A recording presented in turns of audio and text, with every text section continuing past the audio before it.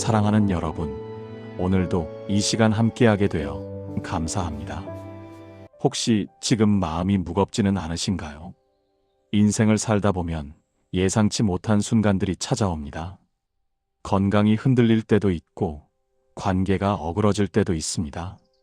경제적으로 어려움을 겪을 때도 있고, 마음이 텅 빈 것처럼 공허할 때도 있습니다. 하지만 여러분, 오늘 이 말씀을 통해 깊은 위로와 힘을 얻으시길 바랍니다. 오늘 우리가 함께 나눌 빌립보서 4장의 말씀은 어떤 형편에서도 일어서는 비밀을 알려줍니다. 이 영상이 도움이 되셨다면 구독 버튼과 알림 설정을 눌러주시면 감사하겠습니다. 여러분의 신앙 여정에 작은 등불이 되고 싶습니다. 그럼 지금부터 함께 은혜의 시간을 나누겠습니다. 사도 바울은 빌립보서 4장 11절에서 이렇게 고백합니다. 내가 궁핍함으로 말하는 것이 아니니라. 어떠한 형편에든지 나는 자족하기를 배웠노라. 이 짧은 구절 속에 담긴 깊이를 생각해 보십시오. 바울은 이 말을 감옥에서 했습니다. 자유를 빼앗긴 상태에서 내일을 기약할 수 없는 불확실한 상황 속에서 이런 고백을 했다는 것입니다. 이것은 단순한 긍정적 사고가 아닙니다. 이것은 환경을 초월하는 영적 능력입니다.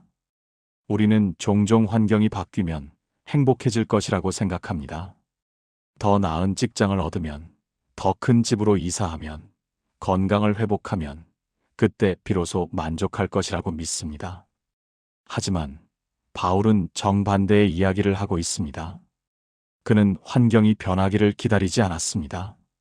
오히려 어떤 환경 속에서도 흔들리지 않는 내면의 평안을 발견했습니다. 이것이 바로 자족입니다. 헬라어로 아우타르케스라는 이 단어는 스스로 충족된, 독립적인이라는 의미를 담고 있습니다. 하지만 바울의 자족은 자신에게서 나온 것이 아니라 하나님으로부터 온 것입니다. 데일 카네기는 인간관계론에서 이렇게 말했습니다. 우리 인생의 행복은 우리가 처한 환경에 달려있는 것이 아니라 그 환경을 대하는 우리의 태도에 달려있다. 이 말은 바울의 고백과 정확히 일치합니다. 환경은 우리를 좌우할 수 없습니다.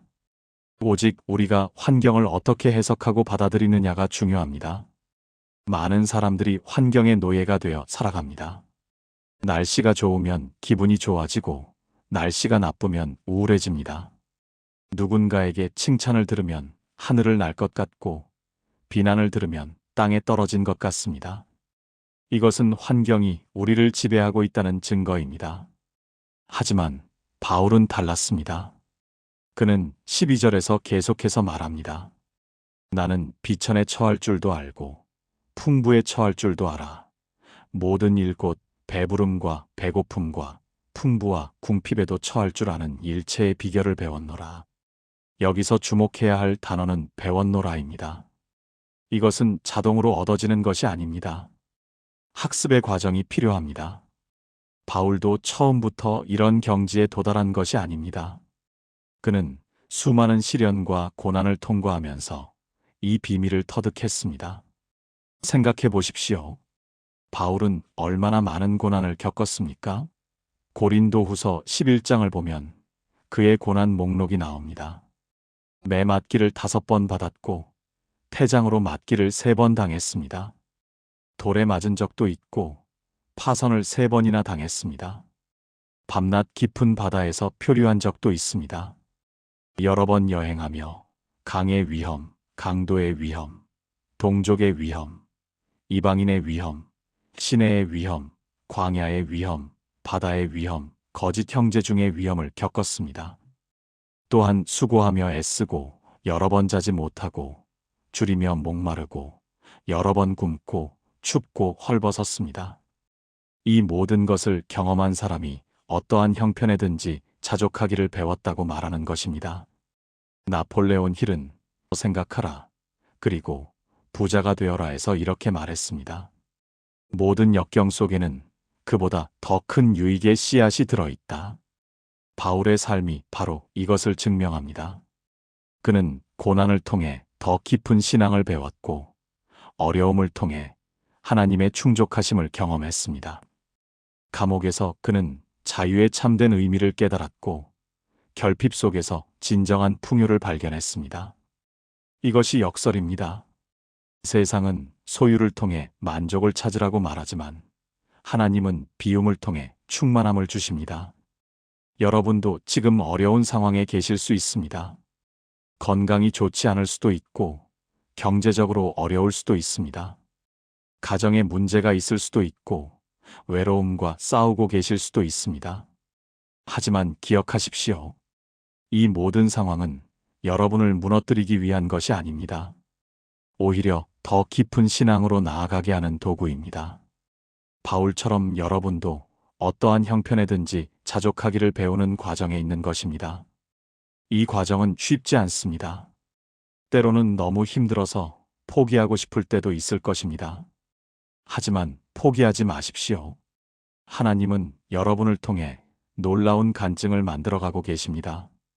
자족은 체념이 아닙니다. 현실에 안주하는 것도 아닙니다. 진정한 자족은 하나님이 주시는 것에 감사하며 하나님이 허락하신 환경 속에서 최선을 다하는 것입니다. 더 나은 미래를 꿈꾸되 현재를 불평하지 않는 것입니다.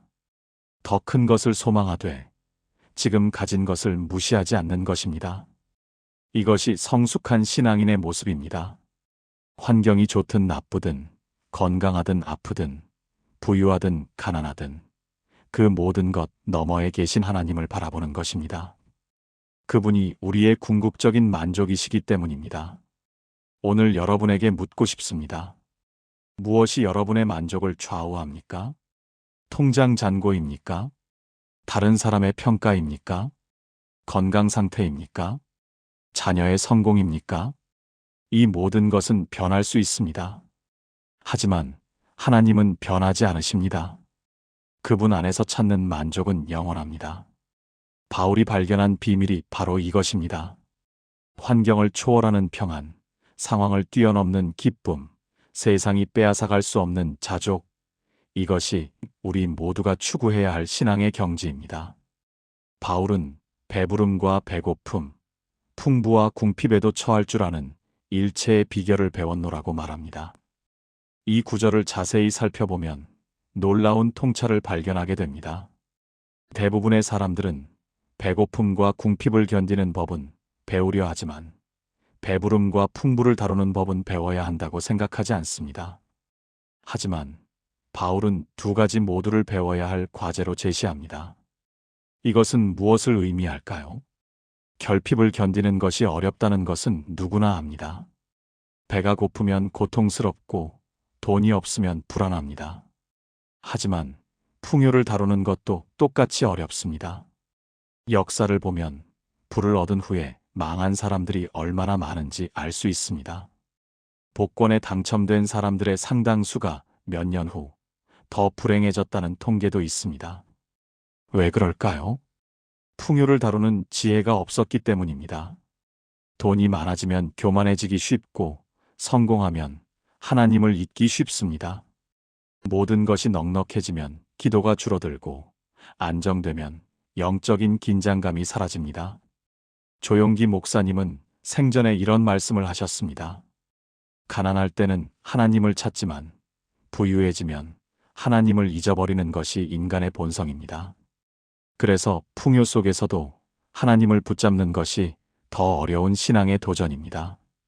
실제로 신명기 8장 10절부터 14절을 보면 이런 경고가 나옵니다.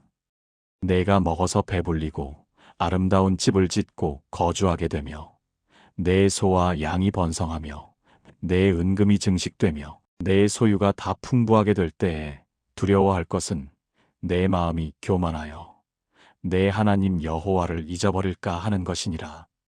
이것이 바로 풍요의 위험입니다. 우리는 어려울 때는 하나님께 매달리지만 형편이 나아지면 하나님을 멀리합니다.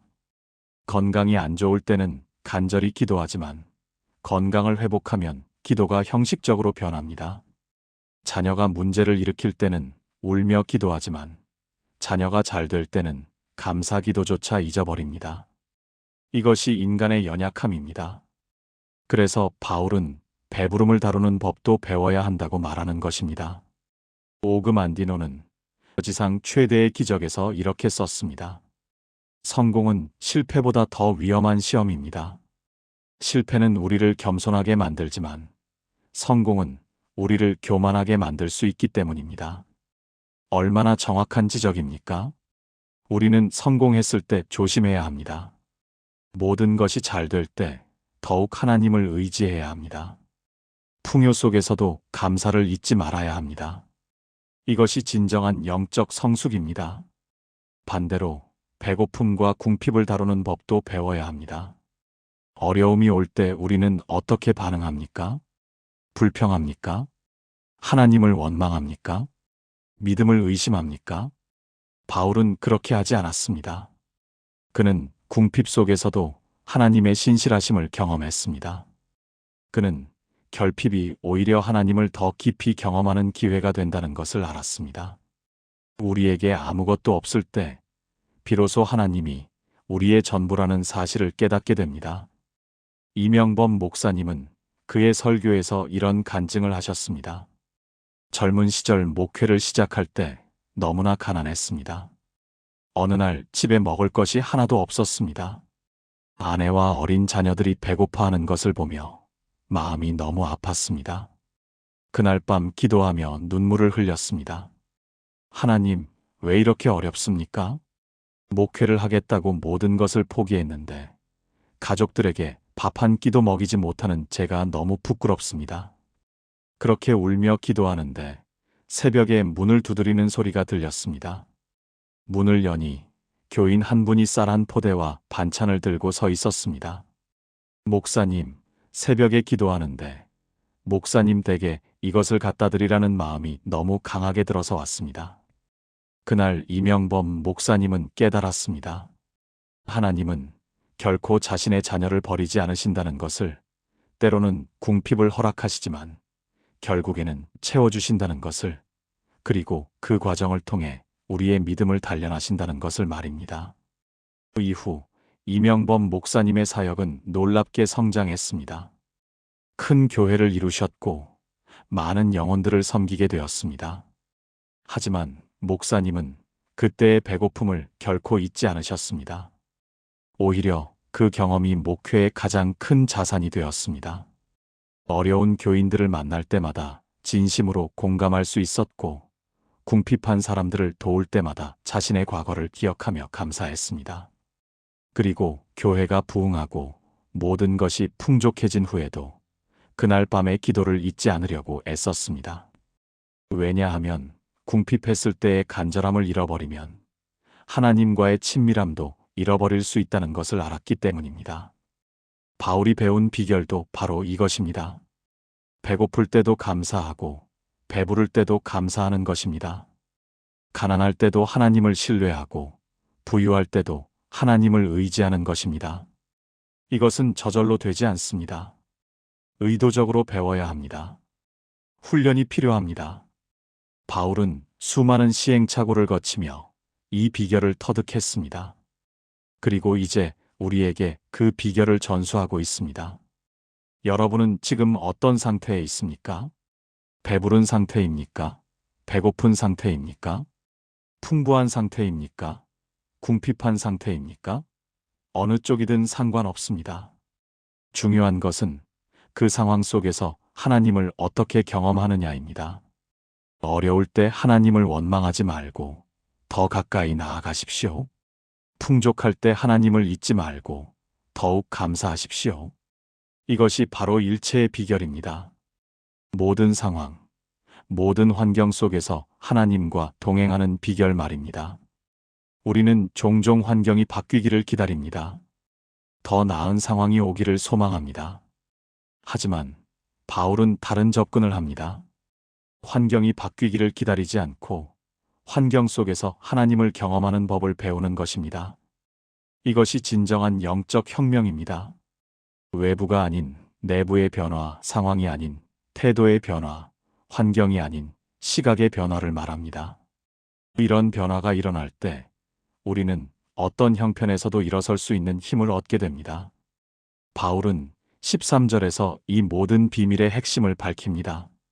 내게 능력 주시는 자 안에서 내가 모든 것을 할 수 있느니라. 이 구절은 단순히 긍정적인 선언이 아닙니다.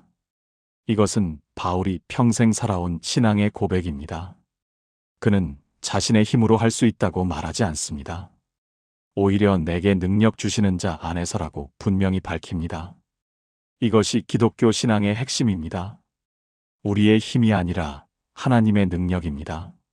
많은 사람들이 이 구절을 잘못 이해합니다. 내가 모든 것을 할 수 있다는 부분만 강조하며 자기계발서처럼 사용합니다. 하지만 이것은 인간 능력에 대한 선언이 아니라 하나님 능력에 대한 고백입니다. 바울은 자신이 강하다고 말하지 않습니다. 오히려 자신은 약하지만 그리스도께서 능력을 주시기 때문에 모든 것을 할 수 있다고 말합니다. 이것은 겸손의 고백입니다. 동시에 믿음의 선언입니다. 고린도후서 12장 9절에서 주님은 바울에게 이렇게 말씀하십니다. 내 은혜가 내게 족하도다. 이는 내 능력이 약한 데서 온전하여짐이라. 이 말씀을 들은 바울은 어떻게 반응합니까? 그는 10절에서 이렇게 고백합니다. 그러므로 내가 그리스도를 위하여 약한 것들과 능욕과 궁핍과 박해와 곤고를 기뻐하노니 이는 내가 약한 그때의 강함이라. 놀라운 역설입니다. 약할 때 강하다니요. 이것이 바로 복음의 능력입니다. 세상의 논리는 다릅니다.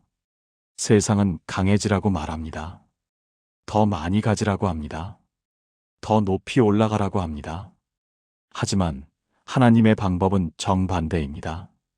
낮아질 때 높아지고 비울 때 채워지며 약할 때 강해집니다.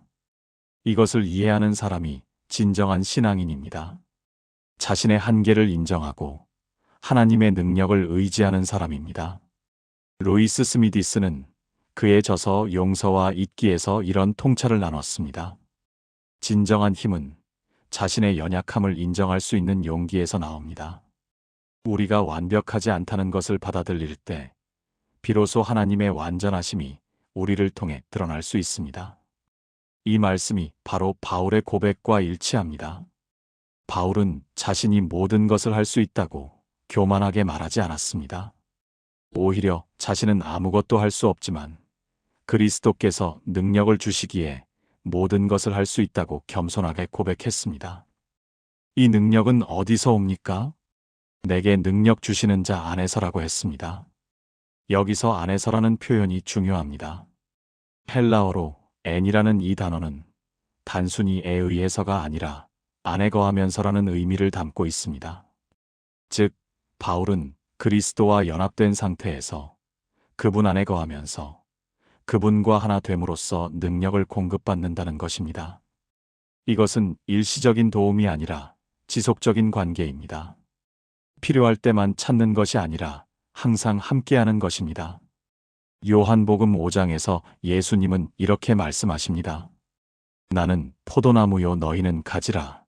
그가 내 안에, 내가 그 안에 거하면 사람이 열매를 많이 맺나니 나를 떠나서는 너희가 아무것도 할 수 없음이라. 바울은 바로 이 원리로 살았습니다. 그는 그리스도라는 포도나무에 붙어있는 가지처럼 끊임없이 생명과 능력을 공급받았습니다. 그래서 어떤 상황에서도 시들지 않았고 어떤 환경에서도 열매를 맺을 수 있었습니다. 이것을 실제 삶에 적용해 보세요. 여러분이 지금 어려운 상황에 있다면 자신의 힘으로 해결하려고 애쓰지 마세요. 오히려 그리스도 안에 거하세요. 그분과 연결되세요. 기도로, 말씀으로, 예배로, 찬양으로 그분과 교제하세요. 그러면 그분의 능력이 여러분을 통해 흐르기 시작할 것입니다. 여러분은 여전히 약할 수 있습니다. 하지만 그 약함 속에서 하나님의 강함이 드러날 것입니다. 빌리 그레함 목사님은 이런 말씀을 하셨습니다. 하나님은 우리의 능력을 필요로 하시지 않습니다. 하나님은 우리의 가용성을 원하십니다. 우리가 자신을 내려놓고 하나님께 온전히 드릴 때 그분은 우리를 통해 놀라운 일을 행하십니다. 바울이 바로 그런 사람이었습니다. 그는 자신의 능력, 학벌, 혈통, 율법에 대한 열심을 다 내려놓았습니다. 그리고 오직 그리스도만을 의지했습니다. 그 결과 그는 초대교회의 가장 위대한 사도가 되었고, 그의 서신은 2000년이 지난 지금도 우리에게 생명의 말씀으로 다가옵니다. 내게 능력 주시는 자 안에서 내가 모든 것을 할 수 있느니라. 이 고백을 여러분의 것으로 만드세요. 아침에 일어나서 이 말씀을 선포하세요. 어려운 일을 만날 때마다 이 말씀을 암송하세요. 넘어질 것 같을 때 이 말씀으로 일어서세요. 이것은 단순한 주문이 아닙니다. 이것은 영적인 진리입니다. 우리는 약하지만 하나님은 강하십니다. 우리는 할 수 없지만 하나님은 하실 수 있습니다. 우리는 한계가 있지만 하나님은 무한하십니다. 그런데 여기서 모든 것을 할 수 있다는 말씀을 주의 깊게 살펴봐야 합니다. 이것은 우리가 원하는 모든 것을 할 수 있다는 뜻이 아닙니다. 문맥을 보면 바울은 어떠한 형편에든지 자족할 수 있다는 의미로 이 말을 합니다. 즉, 모든 상황을 견딜 수 있고 모든 환경에서 하나님을 신뢰할 수 있으며 어떤 어려움도 극복할 수 있다는 뜻입니다. 이것은 우리의 욕심을 채우는 능력이 아니라 하나님의 뜻을 이루는 능력입니다. 많은 사람들이 이 구절을 성공의 공식처럼 사용합니다. 부자가 될 수 있다, 유명해질 수 있다, 원하는 것을 다 얻을 수 있다고 해석합니다. 하지만 그것은 바울의 의도가 아닙니다. 바울이 말하는 모든 것은 고난을 견디는 것, 박해를 이겨내는 것, 궁핍 속에서도 감사하는 것, 풍요 속에서도 겸손한 것을 포함합니다. 이것이야말로 진정으로 어려운 일들입니다. 그리고 이 모든 것을 우리는 그리스도의 능력으로 할 수 있습니다. 오늘 여러분 앞에 어떤 산이 놓여 있습니까? 극복할 수 없을 것 같은 문제가 있습니까? 해결할 수 없을 것 같은 갈등이 있습니까? 이겨낼 수 없을 것 같은 유혹이 있습니까? 혼자서는 불가능합니다. 하지만 그리스도 안에서는 가능합니다. 여러분의 힘이 아니라 그분의 능력으로, 여러분의 지혜가 아니라 그분의 인도하심으로, 여러분의 방법이 아니라 그분의 길을 따라가십시오. 그러면 불가능이 가능으로 바뀌는 것을 보게 될 것입니다. 바울의 고백 속에는 놀라운 회복력이 담겨 있습니다. 그는 수없이 넘어졌습니다. 하지만 그때마다 다시 일어섰습니다. 무엇이 그를 다시 일으켜 세웠을까요? 바로 하나님의 능력이었습니다. 그는 자신의 힘으로 일어선 것이 아니라 하나님의 손길로 일어섰습니다. 이것이 바로 기독교 신앙의 핵심입니다. 우리는 넘어질 수 있습니다. 하지만 하나님은 우리를 다시 일으켜 세우십니다. 현대 심리학에서는 이것을 회복 탄력성 또는 리질리언스라고 부릅니다. 어려움을 겪은 후 다시 일어서는 능력을 말합니다. 연구에 따르면 회복 탄력성이 높은 사람들은 낙관적인 태도를 가지고 있고 문제를 해결할 수 있다는 믿음이 있으며 의미 있는 관계를 맺고 있습니다. 바울을 보십시오. 그는 완벽하게 이 특성들을 가지고 있었습니다. 그는 낙관적이었습니다. 문제를 해결할 수 있다는 믿음이 있었습니다. 무엇보다 하나님과 깊은 관계를 맺고 있었습니다. 하지만 바울의 회복 탄력성은 단순히 심리적인 것이 아니었습니다. 그것은 영적인 것이었습니다. 그는 자신의 긍정적 사고로 일어선 것이 아니라 하나님의 약속을 붙잡고 일어섰습니다. 자신의 의지력으로 버틴 것이 아니라 성령의 능력으로 견뎠습니다. 인간적인 낙관주의가 아니라 신앙적인 확신이 그를 지탱했습니다. 이것이 세상의 회복력과 신앙의 회복력의 차이입니다. 데이빗 윌커슨 목사님의 삶이 이것을 잘 보여줍니다. 그는 1950년대 말 뉴욕의 가장 위험한 지역에서 청소년 깽단 사역을 시작했습니다. 처음에는 모든 것이 실패처럼 보였습니다. 깽단 멤버들에게 거절당하고 위협받고 심지어 생명의 위험까지 느꼈습니다. 한 번은 깽단 리더에게 칼로 위협을 받기도 했습니다. 그날 밤 호텔 방으로 돌아와 윌컷슨 목사님은 무릎을 꿇고 울며 기도했습니다. 하나님, 제가 여기서 무엇을 하고 있는 것입니까? 아무것도 되지 않습니다. 제게는 능력이 없습니다. 그런데 바로 그때 하나님께서 빌립보서 4장 13절 말씀을 주셨습니다. 내게 능력 주시는 자 안에서 내가 모든 것을 할 수 있느니라. 그날 이후 윌컷슨 목사님의 사역은 달라졌습니다. 더 이상 자신의 능력으로 하려고 하지 않았습니다. 오직 하나님의 능력을 의지했습니다. 그 결과 놀라운 일들이 일어났습니다. 가장 악명 높은 깽단 리더 니키 크루즈가 예수님을 영접했습니다. 그는 후에 세계적인 전도자가 되었습니다. 수많은 마약 중독자들이 회복되었습니다. 알코올 중독자들이 자유를 얻었습니다. 윌컷슨 목사님은 틴 챌린지라는 단체를 설립했고, 이 단체는 지금도 전 세계에서 중독자들을 돕고 있습니다. 그의 회고록 십자가와 칼은 베스트셀러가 되었고, 영화로도 제작되었습니다. 그는 2011년 죽기 전까지 평생 이 사역을 지속했습니다. 윌컷슨 목사님의 간증에서 우리는 무엇을 배웁니까? 넘어지는 것이 문제가 아니라는 것입니다. 넘어진 후 어떻게 하느냐가 중요합니다. 포기하고 주저앉습니까? 아니면 하나님을 의지하고 다시 일어섭니까? 윌컷슨 목사님은 수없이 넘어졌습니다.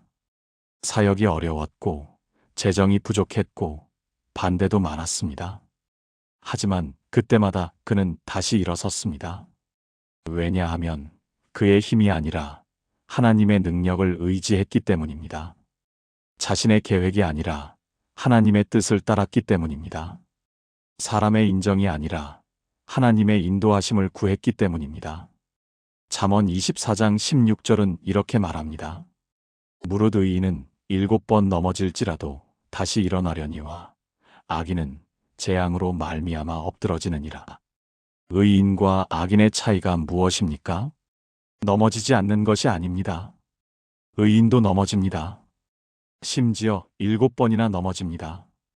하지만 의인은 다시 일어납니다. 여기서 7번이라는 숫자는 완전수로 수없이 많이 넘어진다는 의미입니다. 그런데도 의인은 다시 일어납니다.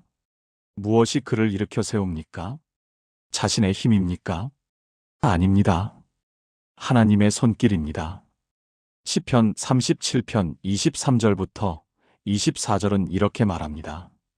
여호와께서 사람의 걸음을 정하시고 그의 길을 기뻐하시나니 그는 넘어지나 아주 엎드러지지 아니함은 여호와께서 그의 손으로 붙드심이로다. 우리가 넘어질 때 하나님께서 붙들어 주십니다. 우리가 쓰러질 때 하나님께서 일으켜 주십니다. 이것이 신앙인의 소망입니다. 우리는 완벽하지 않습니다. 실수도 하고 실패도 합니다. 하지만 하나님은 우리를 버리지 않으십니다. 끝까지 붙들어 주시고 다시 일으켜 주십니다. 여러분도 지금 넘어져 있습니까? 일어설 힘이 없습니까? 포기하고 싶습니까? 하나님께 손을 내미십시오. 그분이 여러분을 붙들어 주실 것입니다. 혼자 일어서려고 애쓰지 마십시오. 하나님의 도우심을 구하십시오. 주님, 저는 할 수 없습니다. 하지만 주님은 하실 수 있습니다. 저를 일으켜 주십시오. 이렇게 기도하십시오. 그러면 하나님께서 반드시 응답하실 것입니다. 회복의 과정은 빠르지 않을 수 있습니다. 즉시 일어서지 못할 수도 있습니다. 하지만 포기하지 마십시오. 하나님은 우리를 서서히, 단계적으로 회복시키십니다. 오늘 조금, 내일 조금 더, 모레는 더 많이 일으켜 주십니다. 중요한 것은 과정 중에 하나님을 신뢰하는 것입니다.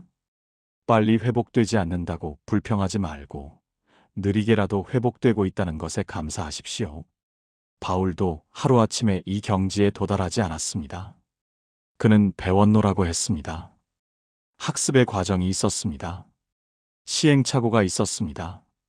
넘어지고 일어서기를 반복했습니다. 하지만 그 과정을 통해 그는 어떤 형편에서도 흔들리지 않는 신앙을 얻게 되었습니다. 여러분도 지금 그 과정에 있습니다. 실망하지 마십시오. 하나님은 여러분을 훈련시키고 계십니다. 더 강한 믿음, 더 깊은 신뢰, 더 확고한 소망을 가진 사람으로 만들어가고 계십니다. 세상의 모든 것은 변합니다.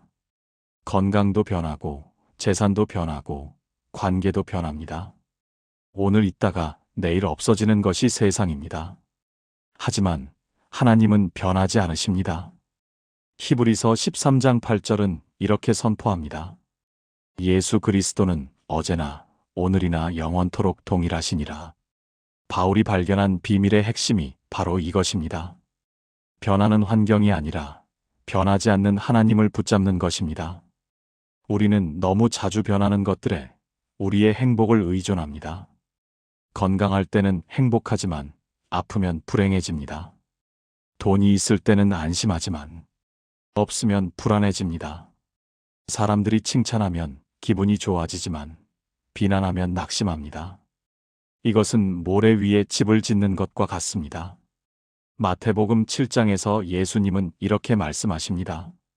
그러므로 누구든지 나의 이 말을 듣고 행하는 자는 그 집을 반석 위에 지은 지혜로운 사람 같으리니 비가 내리고 창수가 나고 바람이 불어 그 집에 부딪히되 무너지지 아니하나니 이는 주춧돌을 반석 위에 놓은 까닭이요 나의 이 말을 듣고 행하지 아니하는 자는 그 집을 모래 위에 지은 어리석은 사람 같으리니 비가 내리고 창수가 나고 바람이 불어 그 집에 부딪힘에 무너져 그 무너짐이 심하니라. 바울은 반석 위에 집을 지은 사람입니다. 그의 인생은 그리스도라는 견고한 기초 위에 세워졌습니다. 그래서 어떤 폭풍이 와도 무너지지 않았습니다. 매를 맞아도, 돌에 맞아도, 감옥에 갇혀도, 배가 고파도, 추위에 떨어도 그의 신앙은 흔들리지 않았습니다. 왜냐하면 그의 신앙이 상황에 근거한 것이 아니라 하나님의 신실하심에 근거했기 때문입니다. 찰스 스펄전 목사님은 19세기 영국의 가장 위대한 설교자였습니다. 그는 22살의 젊은 나이에 런던의 대형 교회 담임 목사가 되었고 수천 명이 그의 설교를 듣기 위해 모여들었습니다. 하지만 그의 삶이 항상 순탄했던 것은 아닙니다.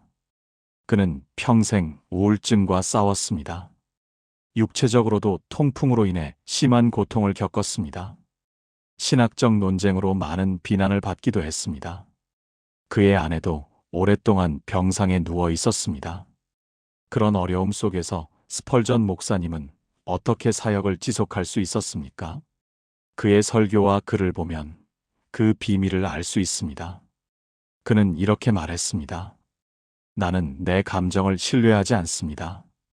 나는 내 경험을 신뢰하지 않습니다. 나는 오직 하나님의 말씀을 신뢰합니다. 내 기분이 어떻든, 내 상황이 어떻든 하나님의 말씀은 변하지 않습니다. 그 말씀이 나의 반석입니다. 스펄전은 감정의 기복이 심했습니다. 어떤 날은 천국에 있는 것 같았고 어떤 날은 지옥에 있는 것 같았습니다. 하지만 그는 자신의 감정을 따르지 않았습니다.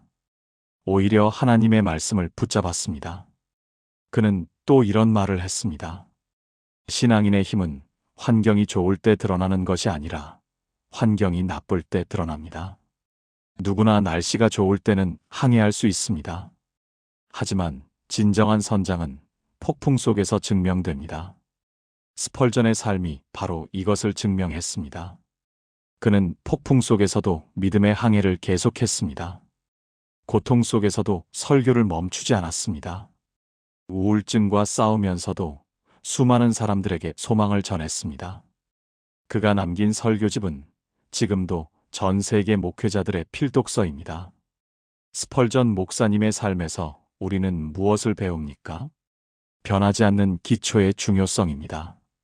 우리의 감정, 우리의 경험, 우리의 상황은 모두 변할 수 있습니다. 하지만 하나님의 말씀은 변하지 않습니다. 그분의 약속은 영원합니다. 그분의 사랑은 변함없습니다. 이것을 붙잡을 때 우리는 어떤 폭풍 속에서도 서 있을 수 있습니다. 이사야 40장 8절은 이렇게 선포합니다. 풀은 마르고 꽃은 시드나 우리 하나님의 말씀은 영원히 서리라. 이 땅의 모든 것은 일시적입니다. 아름다운 것도 시들고 강한 것도 쇠약해집니다. 하지만 하나님의 말씀은 영원합니다. 천지가 없어져도 하나님의 말씀은 없어지지 않습니다. 예수님도 마태복음 24장 35절에서 이렇게 말씀하셨습니다. 천지는 없어지겠으나 내 말은 없어지지 아니하리라. 그렇다면 우리는 어떻게 이 영원한 기초 위에 우리의 삶을 세울 수 있습니까? 첫째, 매일 하나님의 말씀을 읽어야 합니다. 말씀이 우리 안에 거해야 합니다. 요한복음 15장 7절은 이렇게 말합니다.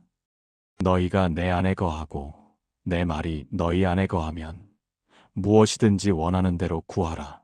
그리하면 이루리라. 말씀이 우리 안에 거할 때 우리의 생각이 바뀌고 관점이 바뀌고 삶이 바뀝니다. 둘째, 기도로 하나님과 교제해야 합니다. 기도는 하나님과의 대화입니다. 우리가 하나님께 말하고 하나님이 우리에게 말씀하십니다. 이 교제를 통해 우리는 하나님의 마음을 알게 되고 그분의 뜻을 깨닫게 됩니다. 데살로니가전서 5장 17절은 쉬지 말고 기도하라고 명령합니다. 이것은 24시간 무릎 꿇고 있으라는 뜻이 아닙니다. 하루 종일 하나님과 교제하며 살라는 뜻입니다. 일하면서도 걸으면서도 쉬면서도 하나님과 대화하는 것입니다. 셋째, 예배와 찬양으로 하나님을 높여야 합니다. 우리가 하나님을 예배할 때 우리의 시선이 바뀝니다. 문제에서 하나님께로, 환경에서 창조주께로, 어려움에서 도우시는 분께로 시선이 옮겨집니다. 찬양은 우리의 영혼을 고양시킵니다. 시편 22편 3절은 이스라엘의 찬송 중에 거하시는 주여라고 말합니다. 하나님은 우리의 찬양 가운데 임재하십니다. 찬양할 때 하나님의 임재를 경험하고 그분의 능력을 체험하게 됩니다. 넷째, 성도들과의 교제를 통해 서로를 격려해야 합니다. 히브리서 10장 24절부터 25절은 이렇게 말합니다. 서로 돌아보아 사랑과 선행을 격려하며 모이기를 패하는 어떤 사람들의 습관과 같이 하지 말고 오직 권하여 그날이 가까움을 볼수록 더욱 그리하자. 혼자서는 넘어지기 쉽습니다. 하지만 함께할 때 서로를 붙들어 줄 수 있습니다. 한 사람이 약할 때 다른 사람이 강해줄 수 있습니다. 이것이 교회의 아름다움입니다.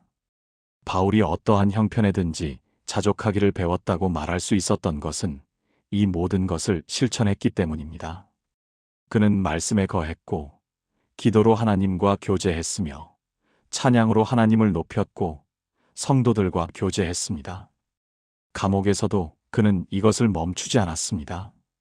오히려 더욱 간절히 했습니다. 그래서 감옥이 그에게는 감옥이 아니라 만남의 장소가 되었고 쇠사슬이 그를 묶는 것이 아니라 그의 신앙을 더욱 강하게 만드는 도구가 되었습니다. 여러분의 신앙은 어떤 기초 위에 서 있습니까? 변하는 환경 위에 서 있습니까? 아니면 변하지 않는 하나님 위에 서 있습니까? 사람들의 인정 위에 서 있습니까? 아니면 하나님의 사랑 위에 서 있습니까? 물질적 풍요 위에 서 있습니까? 아니면 영적 충만함 위에 서 있습니까? 지금 점검하십시오. 그리고 필요하다면 기초를 다시 놓으십시오. 반석이신 예수 그리스도 위에 여러분의 삶을 세우십시오. 그러면 어떤 폭풍이 와도 무너지지 않을 것입니다. 하나님은 영원히 변치 않으십니다. 그분의 사랑은 영원하고 그분의 신실하심은 대대에 이릅니다. 시편 100편 5절은 이렇게 선포합니다. 여호와는 선하시니 그의 인자하심이 영원하고 그의 성실하심이 대대에 이르리로다. 이 약속을 붙잡으십시오. 여러분의 상황이 아무리 변해도 하나님은 변하지 않으십니다. 여러분의 감정이 아무리 흔들려도 하나님의 사랑은 흔들리지 않습니다. 여러분이 넘어져도 하나님은 여러분을 버리지 않으십니다. 이것이 우리의 소망입니다. 이것이 우리의 확신입니다. 이것이 바로 어떤 형편에서도 일어설 수 있는 비밀입니다. 사랑하는 성도 여러분, 오늘 우리는 빌립보서 4장 11절부터 12절을 통해 귀한 은혜를 나누었습니다. 내가 궁핍함으로 말하는 것이 아니니라. 어떠한 형편에든지 나는 자족하기를 배웠노라. 나는 비천에 처할 줄도 알고 풍부에 처할 줄도 알아. 모든 일 곧 배부름과 배고픔과 풍부와 궁핍에도 처할 줄 아는 일체의 비결을 배웠노라. 그리고 13절에서 그 비밀의 핵심을 발견했습니다. 내게 능력 주시는 자 안에서 내가 모든 것을 할 수 있느니라. 여러분, 지금 어떤 상황에 계시든 포기하지 마십시오. 여러분 안에 계신 그리스도의 능력을 의지하십시오. 그분이 여러분을 일으켜 세우실 것입니다. 오늘 이 말씀이 여러분의 삶에 큰 위로와 힘이 되기를 간절히 기도합니다. 이제 잠시 눈을 감고 조용히 묵상하는 시간을 가지겠습니다. 지금 여러분의 마음속 깊은 곳에 무엇이 자리하고 있습니까? 혹시 불안입니까? 두려움입니까? 좌절감입니까? 그 모든 것을 하나님께 내려놓으십시오. 여러분의 힘으로 짊어지려 하지 마십시오. 하나님께서 여러분의 짐을 대신 지시겠다고 약속하셨습니다. 내게 능력 주시는 자 안에서 내가 모든 것을 할 수 있느니라. 이 말씀을 마음속으로 천천히 되새겨 보십시오. 여러분의 힘이 아닙니다. 하나님의 능력입니다. 여러분의 지혜가 아닙니다. 하나님의 인도하심입니다. 여러분이 강해서가 아닙니다. 하나님이 강하시기 때문입니다. 이제 함께 기도하겠습니다. 사랑하는 하나님 아버지, 오늘 이 시간 귀한 말씀을 통해 저희를 만나주셔서 감사합니다. 어떤 형편에서도 흔들리지 않는 신앙, 어떤 상황에서도 감사할 수 있는 마음, 어떤 환경에서도 일어설 수 있는 힘을 주시옵소서. 주님, 저희는 약합니다. 작은 어려움에도 쉽게 무너집니다. 조금만 힘들어도 불평하고 조금만 부족해도 불안해합니다. 이런 연약한 저희를 불쌍히 여겨주시옵소서. 바울처럼 저희도 자족하기를 배우게 하시옵소서. 배고플 때나 배부를 때나 궁핍할 때나 풍부할 때나 언제나 주님을 신뢰하게 하시옵소서. 환경이 아니라 주님을 바라보게 하시옵소서. 지금 어려움 가운데 있는 모든 분들을 위해 기도합니다.